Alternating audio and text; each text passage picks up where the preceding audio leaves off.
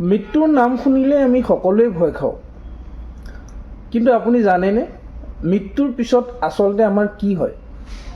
যমদূতে আমাক কলৈ লৈ যায়? শ্ৰীমদ ভাগৱত মহাপুৰাণ আৰু সনাতন দৰ্শনৰ অনুসৰি মৃত্যু হৈছে কেৱল শৰীৰৰ এটা পৰিৱৰ্তন, আত্মাৰ অন্ত নহয়।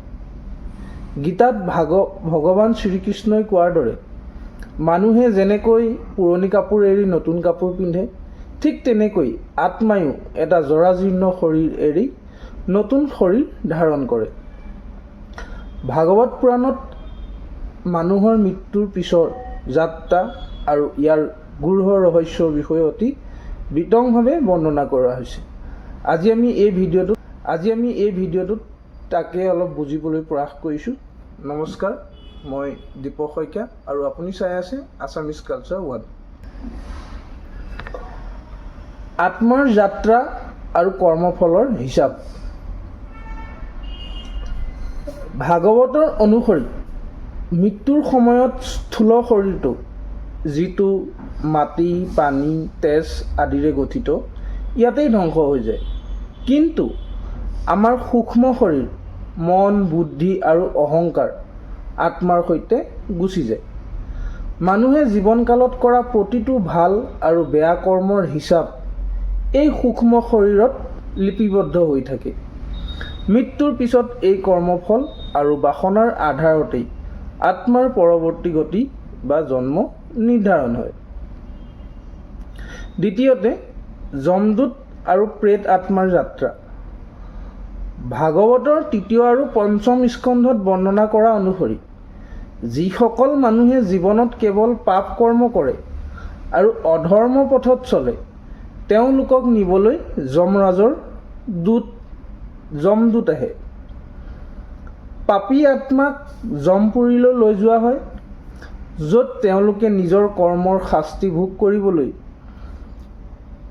বিভিন্ন নৰক গমন কৰিবলগীয়া হয়।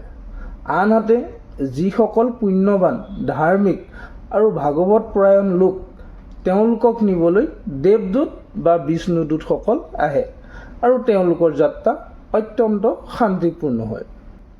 তৃতীয়তে, পুনৰ্জন্ম আৰু বিভিন্ন যোনি। ভাগৱতৰ মতে যেতিয়ালৈকে মানুহৰ মনৰ পৰা সংসাৰৰ প্ৰতি থকা মোহ বা বাসনা শেষ নহয়, তেতিয়ালৈকে তেওঁ বাৰে বাৰে জন্ম মৃত্যুৰ চক্ৰত আবদ্ধ হৈ থাকিবলগীয়া হয়। মানুহে নিজৰ কৰ্ম অনুসৰি ৪৪ লাখ যোনি, যেনে পশু, পক্ষী, কীট, পতংগ, গছ, লতা আদি যিকোনো এটাত জন্ম ল'ব পাৰে। কেৱল মানুহ জন্মতহে নতুন কৰ্ম কৰাৰ আৰু এই চক্ৰৰ পৰা মুক্ত হোৱাৰ সুযোগ পোৱা। ৪ নম্বৰতে হৈছে পৰম গতি, মোক্ষ বা ভাগৱত ধাম প্ৰাপ্তি। ভাগৱতৰ আটাইতকৈ ডাঙৰ শিক্ষা হৈছে ভক্তি। যিজন ব্যক্তিয়ে জীৱনৰ শেষ সময়ত ভগৱান শ্ৰীকৃষ্ণ বা নাৰায়ণক স্মৰণ কৰি প্ৰাণ ত্যাগ কৰে, তেওঁ কোনো নৰক বা পুনৰ্জন্মৰ চক্ৰলৈ যাব নালাগে। তেনে পৰম ভক্তই পোনপটীয়াকৈ ভগৱানৰ পৰম ধাম বৈকুণ্ঠ ধাম প্ৰাপ্ত কৰে।